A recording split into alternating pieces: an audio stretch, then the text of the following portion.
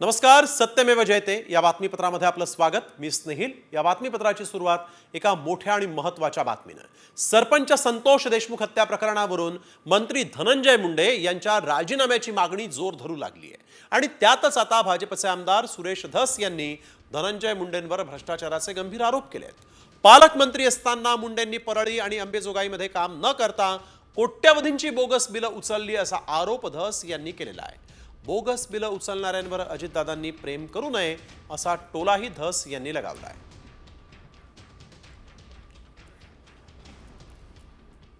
Bogus उचललेली बिले परळी मतदारसंघामध्ये आखा आणि पालकमंत्र्यांनी त्यांचं पालकमंत्रीपद भाड्याने दिलं होतं.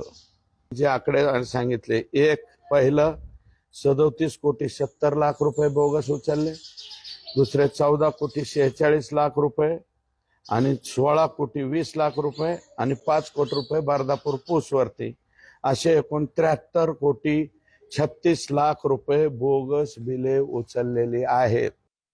अजितदादाचं समथिंग 65च्या आसपास वय आहे, माझं 54च वय आहे. मी लहान माणूस आहे, त्याच्यामुळं मला एकेरी बोलल्या केला काय, अरे तुरे बोलले काय किंवा जास्त जोरात बोलले काय, त्याचं मला काही वाटत नाही. मी त्यांच्या बरोबर असताना बोललेले. मी सांगतो ना, अजितदादा रागारागात बोलतात पण नंतर मात्र प्रेम करतात, त्याच्यामुळे अडचण नाही. पण एवढं प्रेम करू नये दादांनी 63 कोटी उचलणाऱ्यांवर, अशी माझी विनंती हो. यांनी मुंडेंचे भ्रष्टाचारही बाहेर काढलेले आहेत. कसा कुठे भ्रष्टाचार केलेला आहे पाहूयात. मुंडेंनी परळी अंबेजोगाईतली कामं न करता बिलं उचलली असा आरोप सुरेश धस यांनी केला आहे. 30 डिसेंबर 2021 रोजी 2,31,00,000 रुपये उचलले. 18 मार्च 2022 रोजी 10,98,00,000चं बिल काढलं. 25 मार्च 2022 रोजी बांधकाम विभागातून 6,59,00,000 रुपयांचं बिल काढलं. 26 मार्च 2022 रोजी जिल्हा नियोजन समितीतून 16,48,00,000.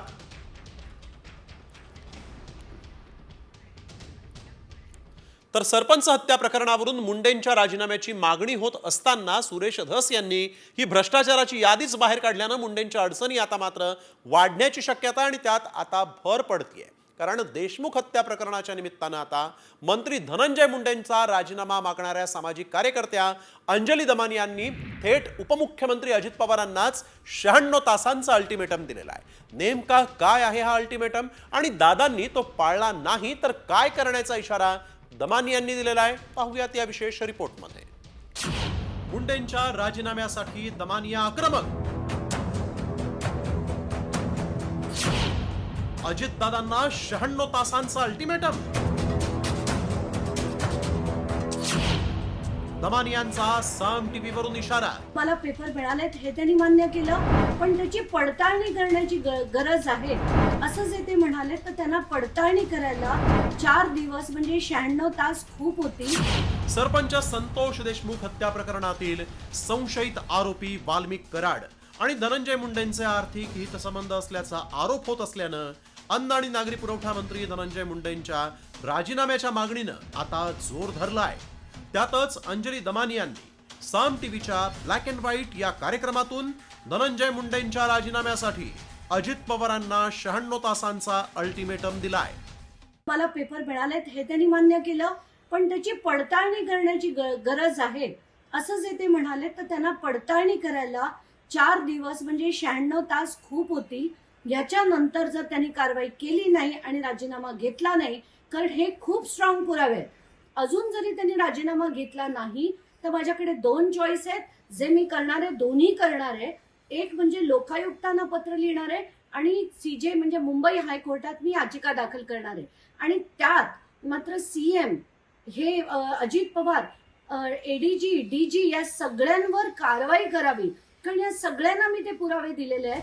मस्साजोगचे सरपंच संतोष देशमुख हत्या प्रकरणातील संशयित आरोपी वाल्मिक कराडचे धनंजय मुंडेंशी व्यावसायिक संबंध असल्याचा दावा करत अंजली दमानी यांनी आधी मुख्यमंत्री देवेंद्र फडणवीस आणि त्यानंतर उपमुख्यमंत्री अजित पवारांची भेट घेत पुरावे देत गंभीर आरोप केले.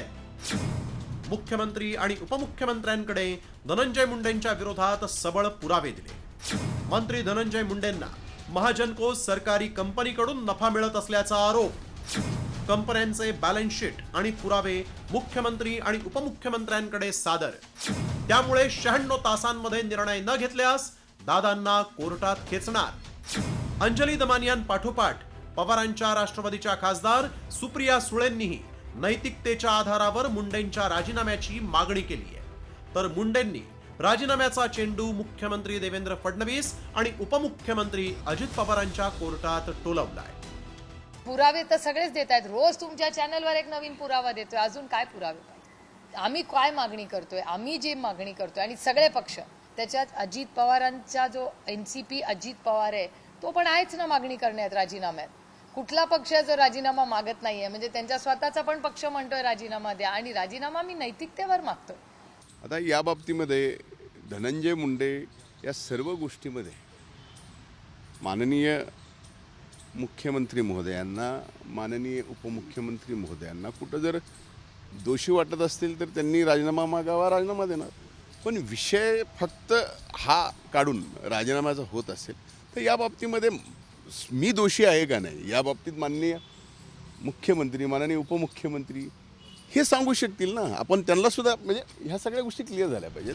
मित्र असल्यामुळे अजित पवार मुंडेंना वाचवतायत, मात्र ते योग्य नाही असं दमानियांनी म्हटलंय. एवढंच नाही तर अजित पवारांनी मुंडेंचा राजीनामा घेतला नाही तर त्यांना कोर्टात खेचण्याचा इशारा दमानियांनी दिलाय. त्यामुळे आता अजित पवार धनंजय मुंडेंचा राजीनामा घेणार की दमानियांना कोर्टात भिडणार याकडे लक्ष लागलंय. ब्युरो रिपोर्ट, साम टीव्ही न्यूज. तर अंजली दमानिया यांनी दिलेल्या अल्टिमेटमवर आता अजित पवार नेमका काय निर्णय घेतात हे देखील पाहावं लागणार आहे.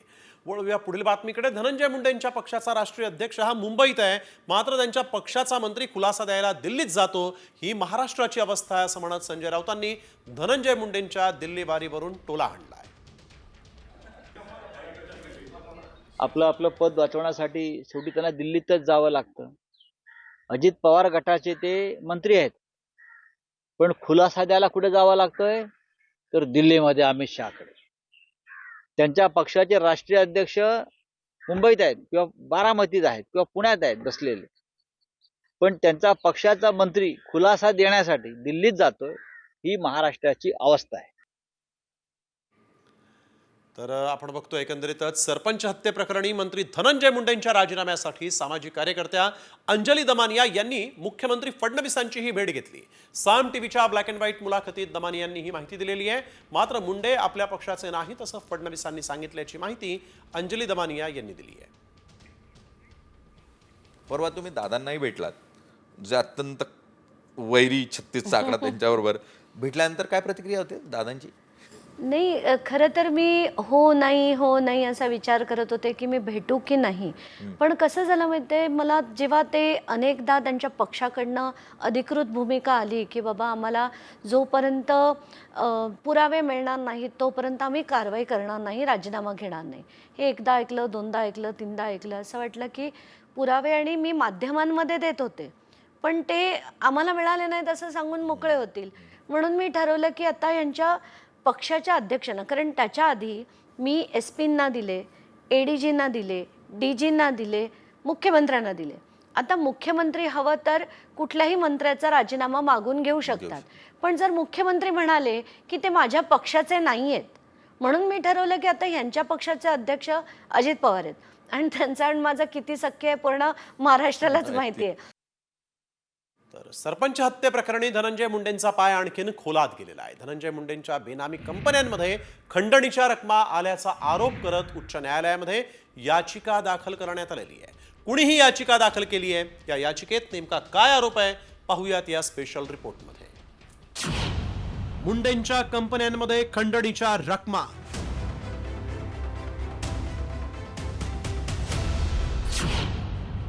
तिरोडकरांची उच्च न्यायालयात याचिका. धनंजय मुंडेंचा पाय खोलात. सरपंच हत्येशी संबंधित खंडणी प्रकरणातील आरोपी वाल्मिक कराडचे नवनवे कारनामे समोर येत आहेत. त्यातच आता कराड बरोबरच धनंजय मुंडेंच्या विरोधात उच्च न्यायालयात याचिका दाखल करण्यात आली. धनंजय मुंडेंच्या बेनामी कंपन्यांमध्ये खंडणीच्या रकमा वळवल्याचा आरोप करत माहिती अधिकार कार्यकर्ते केतन तिरोडकरांनी उच्च न्यायालयात याचिका दाखल केली. आणि या याचिकेत नेमके काय आरोप करण्यात आलेले आहेत तेही पाहूया. मुंडे आणि कराड खासगी कंपनीत संचालक.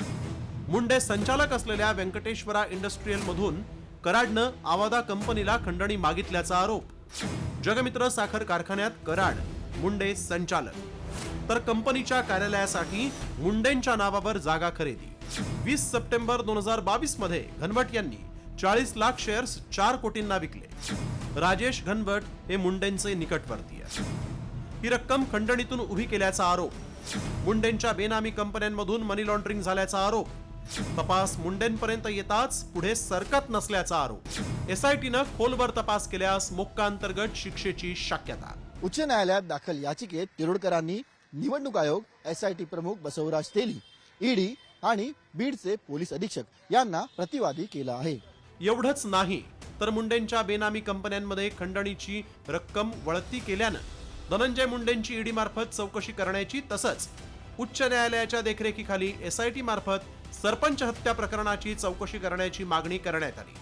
त्यामुळे आता उच्च न्यायालयाच्या सुनावणीत धनंजय मुंडे गोत्यात येणार का याकडे राज्याचं लक्ष लागलंय. ब्युरो रिपोर्ट, साम TV न्यूज. तर एकंदरीतच आपण बघतोय अल्टिमेटम तसंच ही याचिका आणि या सगळ्यामुळे धनंजय मुंडेंचा पाय आणखीन खोलात गेल्याचं आता इथं म्हणता येईल. वळूया पुढील बातमीकडे. बीडच्या पोलीस दलातील भास्कर केंद्रेवर आरोप करत सुरेश धस यांनी आज खळबळ उडवून दिली. भास्कर केंद्रे हा पोलीस कर्मचारी गेल्या 15 वर्षांपासून परळीमध्येच आहे. त्याच्याकडे स्वतःचे 15 JCB आणि 100 टिप्पर असल्याचा खळबळजनक आरोप सुरेश धस यांनी केलेला आहे. मटक्यावाल्यासोबतची या पोलिसाची पार्टनरशिप आहे असाही एक महत्वाचा आणि मोठा आरोप सुरेश धस यांनी केला आहे. 15 वर्ष भास्कर केंद्रे नावाचा एक पोलीस 15 वर्षापासून तिथंच आहे. याचे स्वतःचे 15 JCB आहेत, 100 राख्याचे टिप्पर आहेत आणि तिथला जो मटक्यावाला आहे त्याची ह्याच्याबरोबर अर्धी पार्टनरशिप आहे. मीडियाला माझी विनंती, हे खरं आहे का नाही तिथं जाऊन चेक करा, परळीत जाऊन चेक करा. परळी थर्मलला गेल्या 20 वर्षापासून काही अधिकारी 20 वर्षापासून काही अधिकारी आणि कर्मचारी एकाच पोस्टवरती आहेत. तर एका JCBची किंमत 50 लाख पकडली तरी JCBचे 7.5 कोटी तर 100 टिप्परचे 50 कोटी होतात. आता एका पोलीस कर्मचाऱ्याने एवढी माया कुठून गोळा केली असेल याचा अंदाज कुणीही सहज लावू शकेल, एवढं मात्र खरं आहे. वळूया पुढील बातमीकडे. दिवसेंदिवस वाल्मिक कराडच्या संपत्तीचा आकडा हा देखील वाढतच चाललेला आहे. लातूरमध्ये वाल्मिक कराडची संपत्ती असल्याचं आता समोर आलं. दुसरी पत्नी ज्योती जाधवच्या नावावर लातूरमध्ये त्याचा बंगला आहे. लातूरच्या उच्चभ्रू वस्तीत हा बंगला आहे. त्याची किंमत 5 ते 6 कोटी रुपये असल्याचं देखील समजतंय.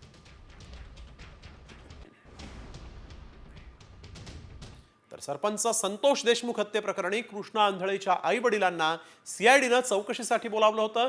सरपंच हत्या प्रकरणाला 51 दिवस पूर्ण झालेले आहेत. असं असतानाही आरोपी कृष्णा आंधळे अजूनही फरार आहे. कृष्णा आंधळेच्या आई वडिलांच्या चौकशीतून काही धागेदोरे हाती मिळतात का असा आता तपास यंत्रणांचा देखील प्रयत्न असल्याचं इथं दिसतंय. सरपंच हत्या होऊन आज 51 दिवस झालेत तरी देखील हा आरोपी कृष्णा आंधळे तपास यंत्रणांना गुंगारा देतोय. त्याला कधी पकडलं जातं याकडे आता सगळ्या राज्याचं लक्ष लागून राहिलेलं आहे. बीडमधील सरपंच संतोष देशमुखांच्या हत्येला आज 51 दिवस पूर्ण झालेले आहेत आणि त्यांच्या हत्येतील आरोपी कृष्णा आंधळे हा अजूनही फरार आहे. आरोपी फासावर लटकत नाही तोपर्यंत लढत राहणार असा निर्धार धनंजय देशमुख या संतोष देशमुखांच्या बाबानं व्यक्त केला आहे. अजित पवार यांनी निरोप पाठवला तर त्यांची ही भेट घेऊ असंही त्यांनी पुढे म्हटलं आहे. आमची मागणी आहे की हे सगळे आरोपी जोपर्यंत फासावर लटकत नाही तोपर्यंत सरकारने दिलेल्या शब्दाप्रमाणे आम्ही पण न्याय मागत राहू आणि सरकार देखील या गोष्टीची गांभीर्यानं दखल घेईल. अजितदादांचा काही निरोप आला पालकमंत्री म्हणून, कारण का ते आता बीड जिल्ह्याचे कुटुंब प्रमुख या भूमिकेत आहेत. जर त्यांनी देशमुख कुटुंबियांना कुठला निरोप पाठवला किंवा देशमुख कुटुंबीय ज्या गावात वास्तव्यास आहे त्या तिथले जे शिष्टमंडळ आहे, गावकरी लोक आहेत, त्यांना जर काही विशेष संवाद साधून त्यांना काही बोलायचं असेल तर नक्कीच ते शिष्टमंडळ किंवा समजा काय नियोजन होईल गाववाल्याचं त्या भूमिकेत लोक भेटायला जातील. मंत्री धनंजय मुंडेंना कुणाचं संरक्षण आहे असा सवाल ठाकरे गटाचे आमदार आदित्य ठाकरेंनी विचारला आहे. मवियाच्या काळामध्ये आरोप झाले तेव्हा ठाकरेंनी तत्काळ संबंधितांना पदावरून काढल्याचा दावा आदित्य ठाकरे यांनी केलेला आहे. राजीनामा देत नाहीत नैतिकता म्हणून त्यांना प्रोटेक्शन कोणाचं आहे? मंत्रिमंडळात कुठच्या हे प्रोटेक्शन आहे? आणि आमच्याकडे असे जेव्हा आरोप झाले होते तेव्हा उद्धव साहेबांनी जेव्हा आरोप झाले तेव्हा त्यांना काढून टाकलं होतं. उद्या बीडमध्ये डीपीडीसी अर्थात जिल्हा नियोजन समितीची बैठक पार पडणार आहे. पालकमंत्री अजित पवारांच्या उपस्थितीत ही बैठक पार पडेल. पर्यावरण मंत्री पंकजा मुंडेही या बैठकीला उपस्थित राहणार आहेत. मात्र सरपंच देशमुख हत्या प्रकरणामुळे वादात सापडलेले मंत्री धनंजय मुंडे या बैठकीला उपस्थित राहणार का याकडे लक्ष लागलं आहे.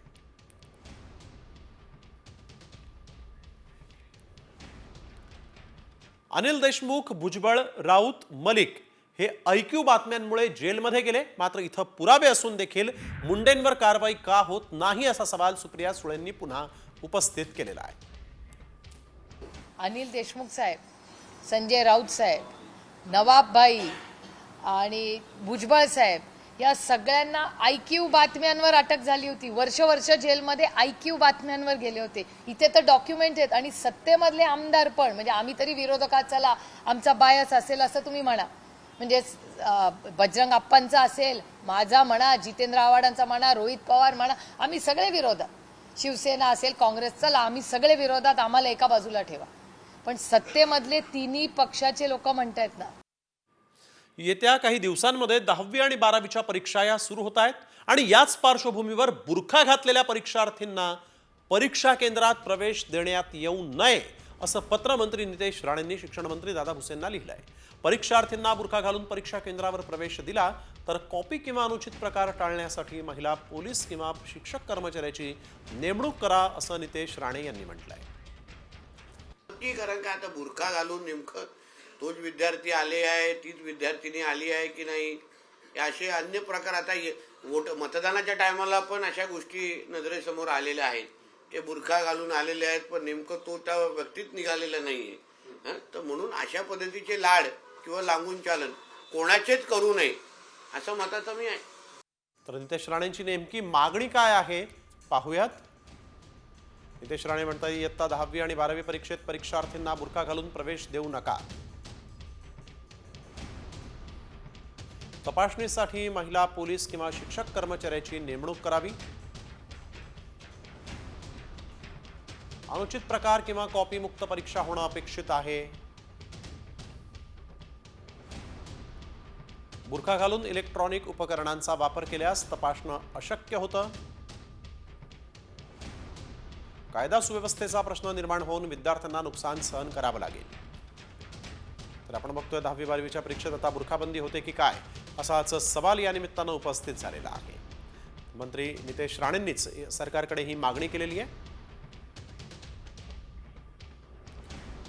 त्यामुळे मंत्री नितेश राणेंनी आपल्याच सरकारकडे केलेली ही मागणी आणि त्यावर आता सरकार म्हणून शिक्षण मंत्री दादा भुसे काय निर्णय घेतात हे पाहणं महत्त्वाचं ठरणार आहे. मंत्री नितेश राणे यांनी उद्धव ठाकरेंवर आज जोरदार निशाणा साधला.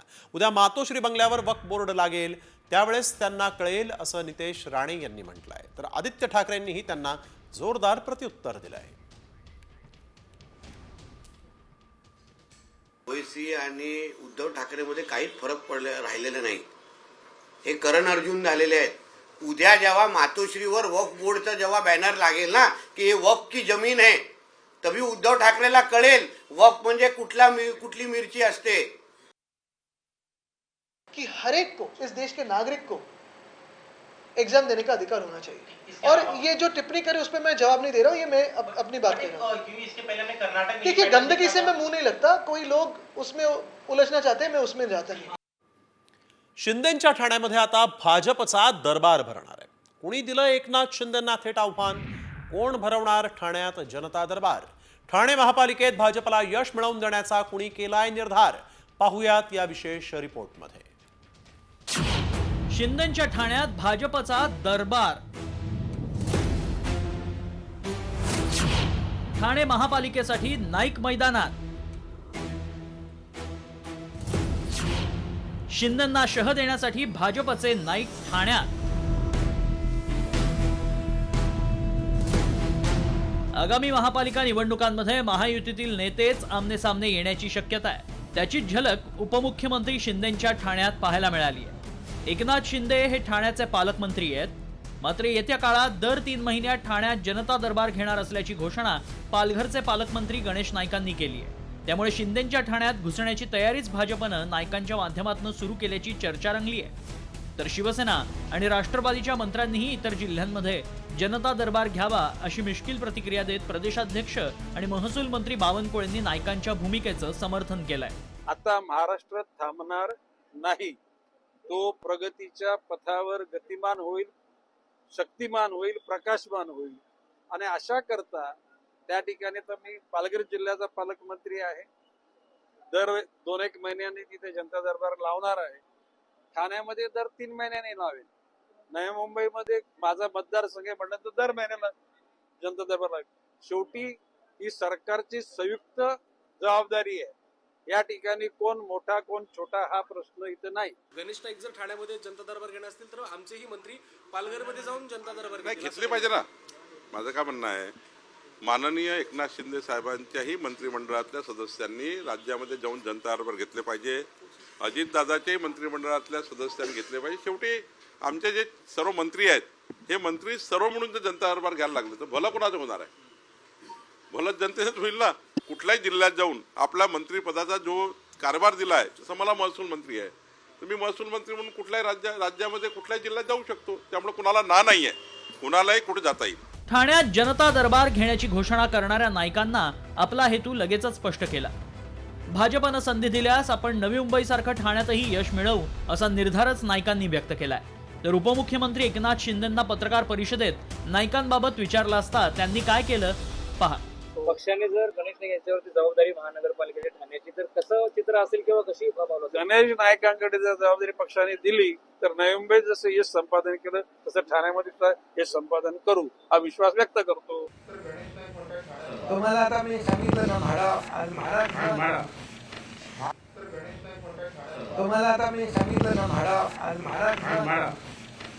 एकनाथ शिंदेंनी नाईकांवर न बोलता थेट उठून जाणं हे बरंच काही सांगून जातं.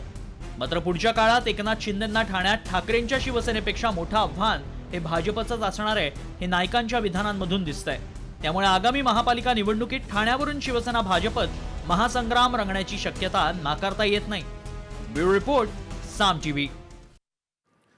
वळूया पुढील बातमीकडे. रायगडच्या पालकमंत्री पदाचा वाद हा अजूनही मिटलेला नाही आणि याच पार्श्वभूमीवर आता शिंदे गटाचे मंत्री भरत गोगावले हे उपमुख्यमंत्री अजित पवारांची भेट घेतली त्यांनी आज आणि त्यामुळे पालकमंत्री पदाचा वाद हा आता अजित पवारांच्या कोर्टात गेल्याचं दिसतंय. रायगडच्या पालकमंत्रीपदी अदिती तटकरे यांची नियुक्ती करण्यात आली होती. मात्र शिंदे गटाच्या नेत्यांनी त्याला जोरदार विरोध केला. गोगावले समर्थकांनी तर टायर पेटवत मुंबई गोवा हायवेवर आंदोलन देखील केलं होतं. महामार्ग रोखून धरला होता आणि त्यानंतर आज गोगावलेंनी अजितदादांची भेट घेतली आहे. मुख्यमंत्री उपमुख्यमंत्री सांगितलं आम्ही निर्णय करतोय, तुम्ही कोणी काय चर्चा करायची नाही. काय निर्णय होईल ना, जो काय आमच्या मनाचा आहे तो व्हायला पाहिजे. रायगडच्या पालकमंत्री पदासाठी शिंदे गट आक्रमक झालाय. रायगडचं पालकमंत्री पद हे शिवसेनेकडेच आलं पाहिजे अशी मागणी आता आमदारांनीही केलेली आहे. अजितदादांची भेट ही वैयक्तिक कामानिमित्ताने होती, अशी काय राजकीय भेट त्यांची या संदर्भातली नव्हती. अजितदादा अर्थ खात्याचे मंत्री आहेत, भरतसेठ आमचे रायगडचे मंत्री आहेत, महाराष्ट्राचे मंत्री आहेत. काय रायगडच्या पालकमंत्री पदावरून त्यांची भेट आम्ही घेतलेली नाही. रायगडच्या पालकमंत्री पदाचं तर रायगडचं पालकमंत्री पद हे शिवसेनेकडेच आलं पाहिजे ही आमची ठाम भूमिका आहे. कारण रायगड हे शिवसेनेचं आहे आणि शिवसेनेचं रायगड आहे, त्यामुळे रायगडला हे पालकमंत्री पद शिवसेनेलाच मिळालं पाहिजे ही आमची भूमिका आहे. उपमुख्यमंत्री अजित पवारांनी राष्ट्रवादीच्या आमदारांचे कान टोचलेत. स्थानिक स्वराज्य संस्थेच्या निवडणुकीसाठी कामाला लागा अशा सूचना अजित पवारांनी आपल्या आमदारांना दिलेल्या आहेत. पक्षाला अडचण निर्माण होईल अशा बाबी टाळा, कोणत्याही प्रकारे वाद निर्माण होऊ देऊ नका अशी ही तंबी अजित पवारांनी आपल्या आमदारांना दिलेली आहे. राष्ट्रवादी काँग्रेसच्या देवगिरीवरच्या बैठकीत अजित पवारांनी या सूचना केलेल्या आहेत. निवडणुका डोळ्यासमोर ठेवून कामाला लागा. पक्षाला अडचण निर्माण होईल अशा बाबी टाळा. कोणत्याही प्रकारे वाद निर्माण होऊ देऊ नका. अडचणी असतील तर थेट माझ्याशी बोला. निवडणुकीला महायुती म्हणूनच एकत्रित काम करा. मराठा आंदोलक मनोज जरांगे यांच्या उपोषणाचा आजचा 5वा दिवस आहे आणि उपोषणाची लढाई आता बंद, आता झकपक होणार असा इशाराच जरांगेंनी दिला. सरपंच हत्या प्रकरणावरून लक्ष हटू नये यासाठी म्हणून उपोषण मागे घेण्याचा निर्णय घेणार असल्याचंही जरांगेंनी म्हटलेलं आहे. मुख्यमंत्री फडणवीस आमच्या आनंदावर विरजण पाडू शकत नाहीत असा इशाराही जरांगेंनी दिलेला आहे. किती दिवस आता उपोषण करायची? 2.25 वर्ष केलेत. आता वेगळ्या मार्गाने आंदोलन करू आणि ते आता पुढच्या काळात आम्ही करणार. यस, पुढच्या काळात आंदोलनात झकपक होणार. आता शक्यतो उपोषणाची लढाई, शक्यतो शब्द वापरलाय, बंद होणार आहे. आता 2.25 वर्ष न्याय मागितला लोकशाहीनं, कायद्यानं. मी जर बोललो तर लोक म्हणतात हे फडणवीस साहेबाला जरांगे पाटील मुद्दाम बोलतात. आता मराठा समाजाचे, या राज्यातले गोरगरीब जनते सुद्धा डोळे उघडे असतील की हा माणूस जाणून बुजून काम करत नाही, खुन्नस देतो, सूड भावनेनं फडणवीस साहेब मुख्यमंत्री वागतो.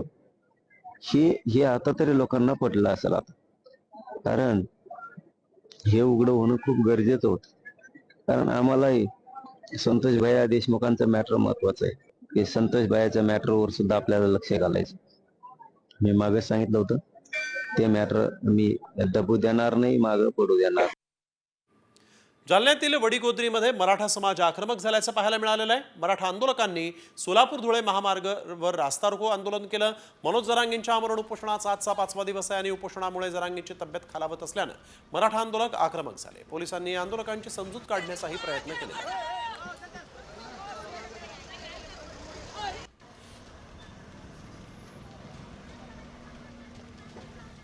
मंत्रालय म्हटलं की सामान्यांची भाऊ गर्दी. मात्र सध्या मंत्रालयात गर्दी आहे ती अधिकाऱ्यांचीच. कशामुळे राज्यभरातले अधिकारी मंत्रालयाचे खेटे घालतायत, नेमकं काय हवंय या अधिकाऱ्यांना, पाहूयात या विशेष रिपोर्टमध्ये. डिपार्टमेंट नको साहेब, पीए करा. अधिकाऱ्यांची मंत्रालयात बदलीसाठी तोबा गर्दी.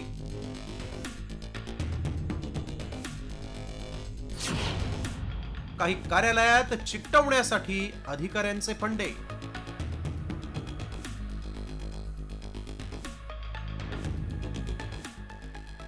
मंत्री कार्यालयात चिकटवण्यासाठी अधिकाऱ्यांचे फंडे. नव्या मंत्र्यांसोबत काम करण्यासाठी राज्यभरातल्या अधिकाऱ्यांनी मंत्रालयात जोरदार फिल्डिंग लावायला सुरुवात केली आहे. कारण मंत्र्यांकडे वजनदार फायली येत असतात आणि त्यामुळे अधिकाऱ्यांचंही वजन वाढतं. हे चांगलंच ठाऊक असल्यामुळे आपला मूळ विभाग सोडण्यासाठी अधिकारी नवनवे फंडे वापरतायत.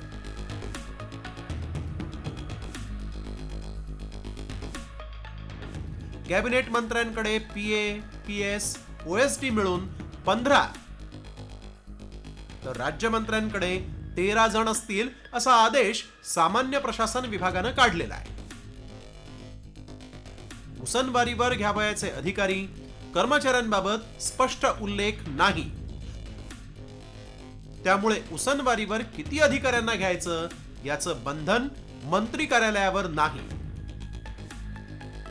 आणि याचा फायदा घेत अनेकांना उसनवारीवर घेतलं जातंय. एका ज्येष्ठ कॅबिनेट मंत्र्यानं 50 अधिकाऱ्यांना उसनवारीवर घेतल्याची चर्चा आहे. आता ही मंत्री कार्यालय स्थापन करणं म्हणजे काय, तर केवळ कक्ष मिळणं असं नसतं. मंत्र्यांना काम करायला स्वीय सहाय्यक, त्यांचे विशेष कार्यकारी अधिकारी, त्यांना हवे असलेले सचिव असा सगळा जामानिमा तयार करावा लागतो. त्यामुळे मंत्रालयातीलच नव्हे तर राज्यातल्या सर्वच जिल्ह्यांमधल्या अधिकाऱ्यांमध्येही मंत्र्यांचा पीए होण्यासाठी चढाओढ सुरू आहे. एकेका मंत्र्याकडे तब्बल 10 अधिकाऱ्यांचे अर्ज आले आणि या अधिकाऱ्यांना मंत्र्याकडे बदली झाल्यानंतरही आपल्या मूळ विभागात असलेलाच पगार आणि भत्ते मिळतात. मात्र मंत्र्यांकडील टेबलाखालच्या कमाईचा हिशोब न विचारलेलाच बरा. आणि त्यामुळेच मंत्री साहेबांचा पीए होण्यात सर्वांना अधिक रस आहे.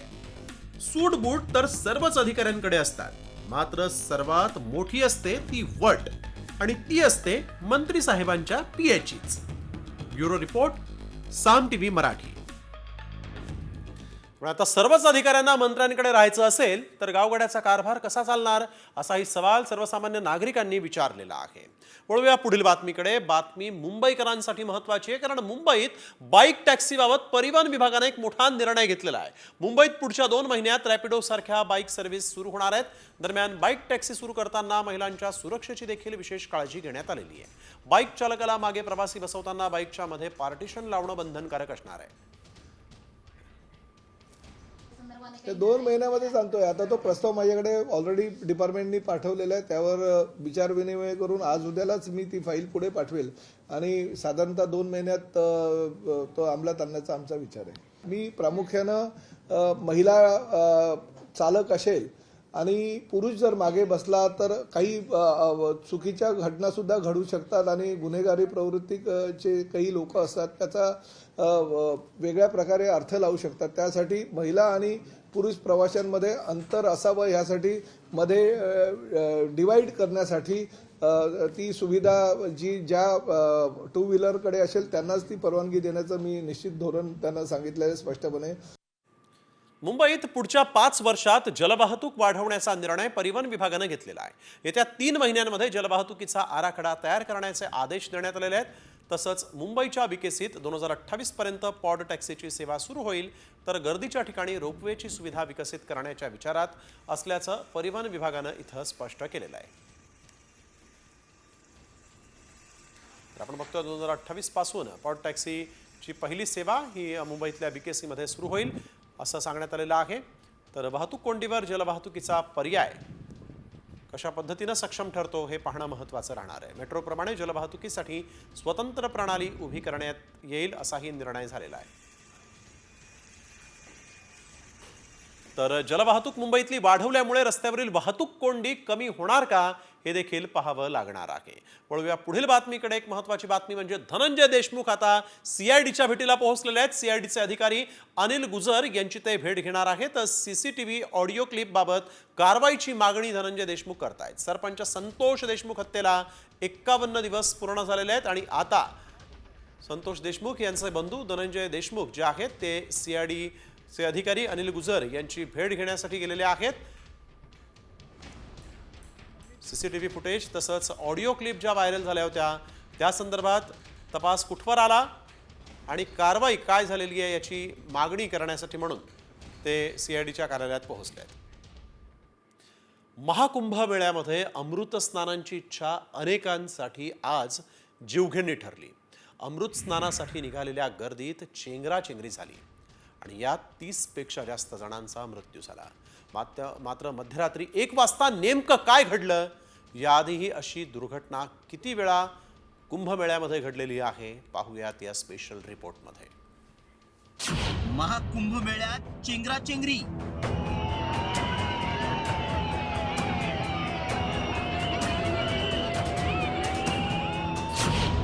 अमृत स्नानाचा हट्ट बेतला जीवावर.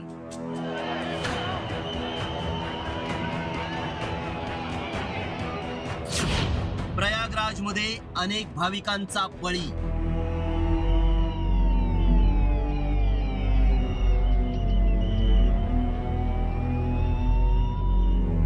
अचानक भीड़ आ गई, भीड़ में हम फंस गए, लोग धक्का मारने लगे, हम नीचे गिर गए, बहुत लोग नीचे गिर गए, बहुत ज्यादा भीड़ कंट्रोल नहीं होता है, हम एक पल ऐसा गिरते रहे. ही अलोट आणि अनियंत्रित गर्दी आहे कुंभमेळ्यातली. 144 वर्षांनी येणाऱ्या महाकुंभमेळ्यातील अमृत स्नानासाठी प्रयागराजमध्ये संगमावर लाखोंची गर्दी उसळली. पोलिसांनी बॅरिकेड्स लावले होते, मात्र गर्दी नियंत्रणाच्या बाहेर गेल्यानं बॅरिकेड्स तुटले आणि गंगा किनाऱ्यावर मृत्यूचं तांडव पाहायला मिळालं.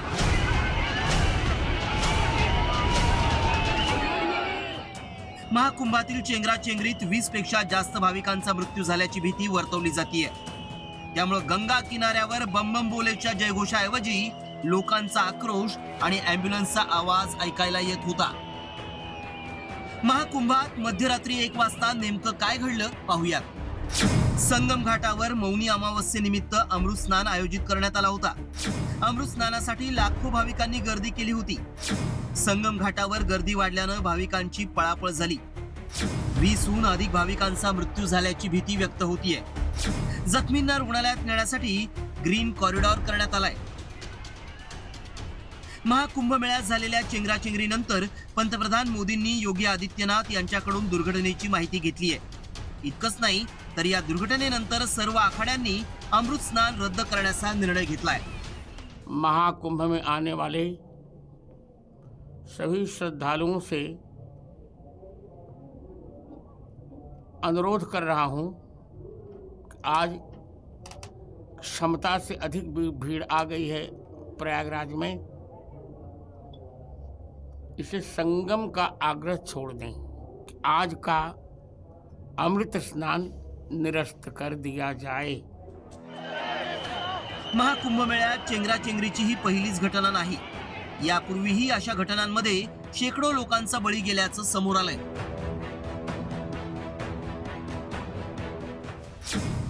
3 फेब्रुवारी 1954ला प्रयागराजच्या कुंभमेळ्यातच चेंगराचेंगरीनं 800 भाविकांचा मृत्यू झाला होता। तर 14 फेब्रुवारी 1986ला हरिद्वारच्या कुंभमेळ्यात नेत्यांमुळे गर्दी रोखण्यात आली, त्यामुळे चेंगराचेंगरीत 200 जणांचा मृत्यू झाला। 27 ऑगस्ट 2003ला नाशिकच्या कुंभमेळ्यात 31 जणांचा मृत्यू झाला, तर 118 भाविक जखमी झाले। 14 एप्रिल 2010ला हरिद्वारच्या कुंभमेळ्यात चेंगराचेंगरीत 7 जणांचा मृत्यू झाला, तर 15 भाविक जखमी झाले। 10 फेब्रुवारी 2013ला प्रयागराजच्या कुंभमेळ्यातच अलाहाबाद रेल्वे स्टेशनवर चेंगराचेंगरी होऊन 42 जण ठार झाले। कुंभमेळ्यात वारंवार चेंगराचेंगरीच्या दुर्घटना घडतायत, त्यामुळे या दुर्घटना रोखण्यावर आणि उपाय सुचवण्यासाठी अनेक समित्या तसंच आयोग स्थापन केले जातात, त्यांचे अहवाल देखील येतात। मात्र त्यानंतरही हा दुर्घटनांचा सिलसिला थांबण्याचं नाव घेत नाही।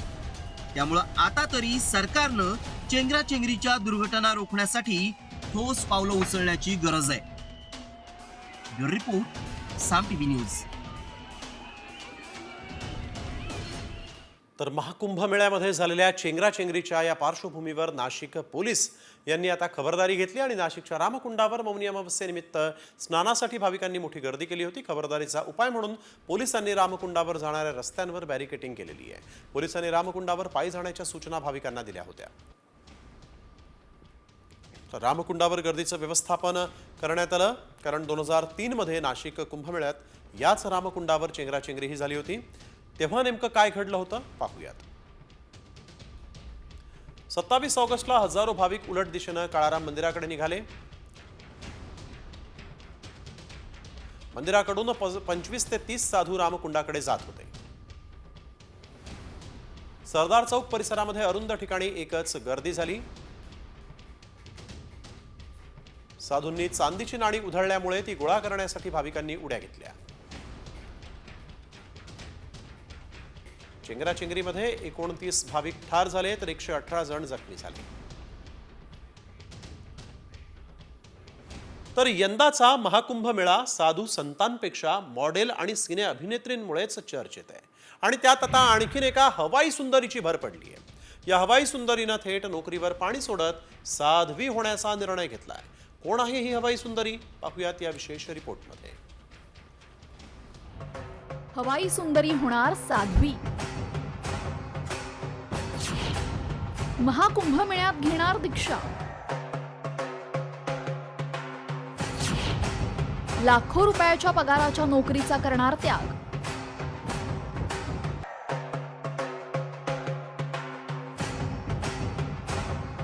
एकशे 44 वर्षांनंतर येणारा महाकुंभ मेळावा हा सर्वार्थानं विलक्षण ठरतोय। या कुंभमेळ्यात मॉडेल हर्षा रिछारिया, बॉलिवूड अभिनेत्री ममता कुलकर्णी आणि IIT बाबाची जोरदार चर्चा रंगली। आणि आता यामध्ये आणखीन एक भर पडलेली आहे, ती म्हणजे एका हवाई सुंदरीची। ममता कुलकर्णी नंतर आता डीजा शर्मा ही हवाई सुंदरी साध्वी होण्याची दीक्षा घेणार आहे। डीजा शर्मा ही MCOM झाली असून हवाई सुंदरी म्हणून तिला लाखोंचा पगार आहे। मात्र या सर्वाचा त्याग करून तिनं थेट दीक्षा घेऊन साध्वी होण्याचा निर्णय घेतलाय। तिनं आपल्या Instagram पोस्टमध्ये काय लिहिलंय पाहूयात। मी लवकरच दीक्षा घेऊन संन्यास घेणार आहे. माझ्या आईच्या निधनानंतर माझ्या आयुष्यामध्ये काहीही उरलेलं नाही. आपण जितकं धार्मिक राहू आणि परमेश्वरावर श्रद्धा आणि विश्वास ठेवू तितकी मानसिक शांती मिळेल. तुम्ही तुमचं दुःख लोकांसमोर मांडाल तर ते कमी न होता वाढत जाईल आणि त्यामुळे देवाचं नाव घेत राहा. हवाई सुंदरी डीजा शर्मानं संन्यास घेण्याचा निर्णय इंस्टाग्रामवर जाहीर केल्यानंतर अनेकांनी प्रसिद्धीच्या हव्यासापोटी अशा घोषणा केल्या जात असल्याचा आरोप करत टीका केली आहे. हवाई सुंदरी डीजा शर्मा ही साध्वी बनेल की नाही हे येणाऱ्या काळात कळेलच. परंतु नेम, फेम आणि गडगंज श्रीमंती असली तरीही मनःशांतीसाठी अध्यात्माच्या मार्गाला जात असल्याचं चित्र या महाकुंभ मेळ्यामध्ये दिसून येत आहे. ब्युरो रिपोर्ट, साम टीव्ही. वळूया पुढील बातमीकडे. आईच्या पोटात बाळ आणि बाळाच्या पोटातही बाळ असं एक अतिशय दुर्मिळ प्रकरण बुलढाण्यामध्ये समोर आलं. एक गर्भवती महिला तपासणीसाठी जिल्हा सामान्य रुग्णालयात आली होती तेव्हा तिच्या पोटामधल्या अर्भकामध्ये आणखीन एक अर्भक आढळून आलं. या गर्भधारणेला वैद्यकीय भाषेत फिट्स इन पेटू असं म्हणतात. जवळपास 5 लाख सामान्य गरोदर महिलांमध्ये असं एखादं प्रकरण पाहायला मिळतं.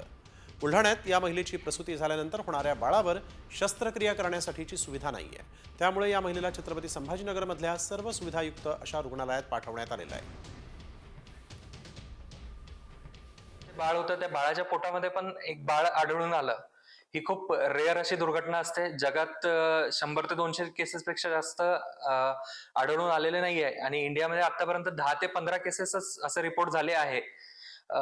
तिच्या आधीच्या सोनोग्राफीमध्ये हे सगळं मिस झालं होतं, म्हणजे लक्षात आलं नव्हतं, कारण कोणी विचारही करत नाही की बाळाच्या पोटामध्ये पण बाळ राहू शकते. मी जेव्हा बघितलं, डिटेल स्टडी केला, 1-2 अजून डॉक्टरांच्या मदतीने ते कन्फर्म केलं आणि मग याचे निदान झाले की बाळाच्या पोटामध्ये पण दुसरं बाळ आहे ज्याची वाढ होत नाहीये. तर अधिकची माहिती घेऊया या संदर्भातली ग्राफिक्सच्या माध्यमातून. गर्भवतीच्या पोटात असलेल्या बाळाच्या पोटातही एक बाळासारखाच गोळा आहे. वैद्यकीय भाषेत गर्भधारणेला फिट्स इन पेटू असं म्हणतात. कॉन्जन्टाईल ॲबनॉर्मॅलिटीमुळेच ही परिस्थिती उद्भवते. 5 लाख गर्भवती महिलांमध्ये एखादी केस आढळते. प्रसूतीनंतर बाळाच्या पोटातील बाळ शस्त्रक्रियेनं काढलं जातं. पुण्यात आज 11 नवीन GBS रुग्णांची नोंद झालेली आहे. पुण्यामध्ये एकूण 127 GBSचे रुग्ण आता उपचार घेत आहेत. 23 रुग्ण पालिकेच्या हद्दीत आहेत. 20 व्हेंटिलेटरवर आहेत. उद्या सुप्रिया सुळे नांदेड गावात जाऊन या परिसराची पाहणी करणार आहेत. नांदेड गावातील विहिरीची देखील सुप्रिया सुळे पाहणी करणार आहेत.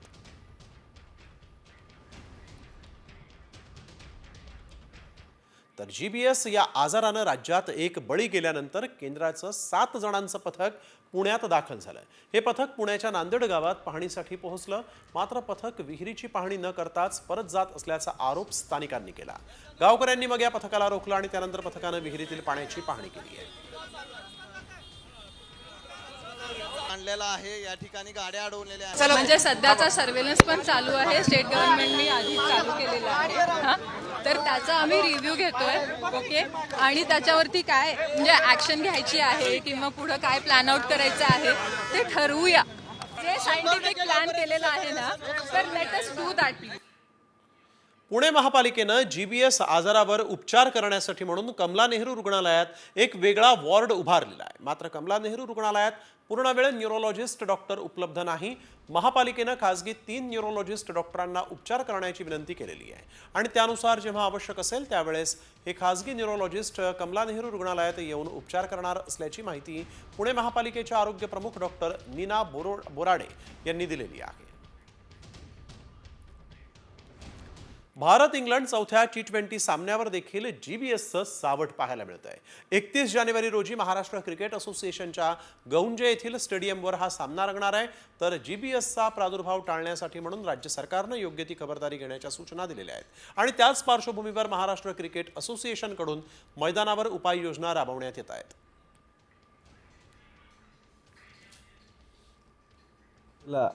जो भारत विरुद्ध इंग्लंड 20 सामना होणार आहे त्या अनुषंगाने या MCAचे अध्यक्ष रोहित दादा पवार यांच्या मार्गदर्शनाखाली एक सुंदर असं स्टेडियमच्या माध्यमातून आणि प्रेक्षकांनाही सोयी सुविधा देण्याच्या दृष्टीनं या MCAनं काळजी घेतलेली आहे. पुण्यामध्ये धुमाकूळ घातलेल्या जीबी सिंड्रोमनं सांगली जिल्ह्यातही शिरकाव केला. सांगलीमध्ये जीबी सिंड्रोमचे 3 रुग्ण आढळलेत. चिंतामणी नगर, मर्दवाडी आणि गुडमुडशिंगीमधले हे रुग्ण आहेत आणि या 3ही रुग्णांवर खासगी रुग्णालयात उपचार सुरू आहेत. या तिघांचीही प्रकृती स्थिर असल्याची माहिती मनपाचे वैद्यकीय आरोग्य अधिकारी डॉक्टर वैभव पाटील यांनी दिली आहे.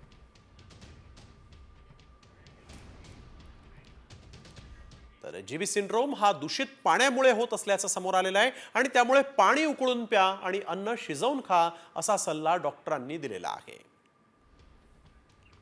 तर लातूरच्या उदगीर शहरात बर्ड फ्लूचा शिरकाव झालाय. बर्ड फ्लूची लागण झालेली कोंबडी आणि अंड प्रशासनानं नष्ट केलेलं आहे. भोपाळमधील प्रयोगशाळेत पाठवलेल्या कोंबड्यांच्या नमुन्यांचाही अहवाल पॉझिटिव्ह आलेला आहे आणि त्यामुळे जिल्हा प्रशासनाकडून खबरदारी घेतली जाते. नागरिकांनी घाबरून जाऊ नये, पण काळजी घेण्याची मात्र नितांत गरज असल्याचं दिसतंय. वळूया पुढील बातमीकडे. सिडकोच्या माझे पसंती घराला या नागरिकांची आता मात्र नापसंती मिळत असल्याचं दिसून आलंय. कारण सिडकोनं गतवर्षी दसऱ्याच्या मुहूर्तावर 26,000 घरांची सोडत काढली होती आणि यासाठी 1,60,000पेक्षा अधिक नागरिकांनी अर्जही दाखल केले होते. मात्र काही दिवसांपूर्वीच सिडकोनं आपल्या घरांच्या किमती जाहीर केल्यानंतर सर्वसामान्यांची निराशा झाली. सिडकोच्या घरांच्या किमती पाहून 1,60,000 अर्जदारांपैकी केवळ 15,000 अर्जदारांनीच अनामत रक्कम भरलेली आहे.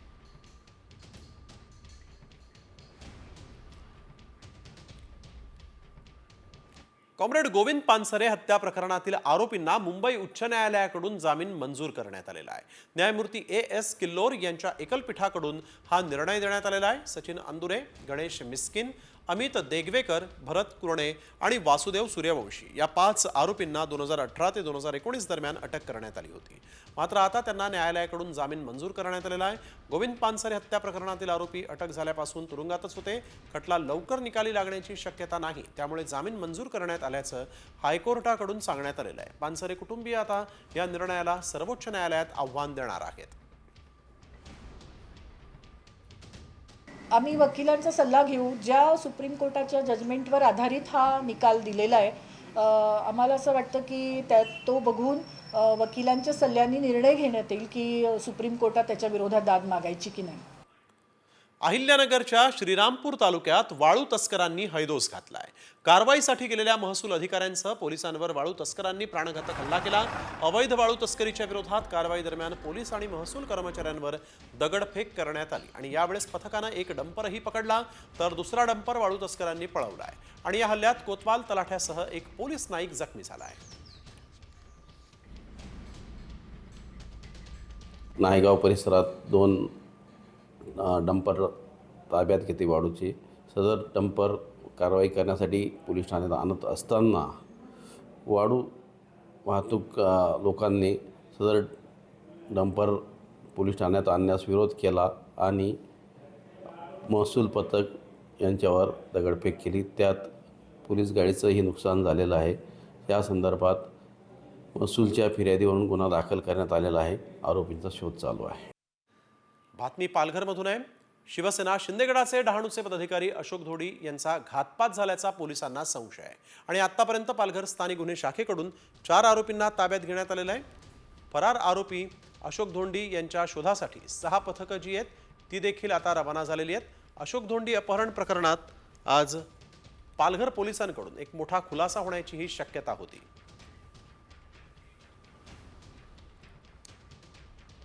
तर अशोक धोंडींचा घातपात झाला असेल तर पालघरमध्येही कुणी वाल्मिक कराड आहे का, असा प्रश्न आता पालघरवासियांनी उपस्थित केलेला आहे. वळूया पुढील बातमीकडे. राज्यातला शैक्षणिक दर्जा हा कमालीचा खालावला, कारण राज्यातल्या निम्म्या विद्यार्थ्यांना साधं गणितही जमत नाहीये. साधी सोपी गणितं सोडवताना विद्यार्थ्यांना नाकीनऊ येत आहेत. अगदी वजाबाकी आणि भागाकार देखील या विद्यार्थ्यांना जमत नाही. 8वीतल्या 65% विद्यार्थ्यांना साधे 11 ते 99 पर्यंतची संख्या ओळखता येणं मुश्किल झालेलं आहे. राज्यातल्या विद्यार्थ्यांना गणित येतं का, याचं सर्वेक्षण करताना ही धक्कादायक आकडेवारी समोर आली. तर राज्यातल्या विद्यार्थ्यांची आकडेवारी आपण पाहूया. तर या विद्यार्थ्यांना नेमके अंक ओळखता येत आहेत की नाही ग्राफिक्सच्या माध्यमातून. अंक ओळखणारे विद्यार्थी आपण बघतोय. पहिलीमध्ये 25%, दुसरीमध्ये 47.6%, तिसरीमध्ये 45.9%, चौथीत 36% विद्यार्थ्यांना 11 ते 19 हे 99 ही अंक ओळखता येत आहेत. वजाबाकी येणारे पहिलीमध्ये केवळ 1.6%च विद्यार्थी आहेत. अंक ओळखणारे विद्यार्थी आपण बघतोय. पाचवीत 31%, सहावीत 30%, सातवीतही 30%, आठवीत केवळ 34% विद्यार्थ्यांना 11 ते 99 अंक ओळखता येत आहेत. वजाबाकी आणि भागाकार येणारी संख्या ही चक्रावून सोडणारी आहे.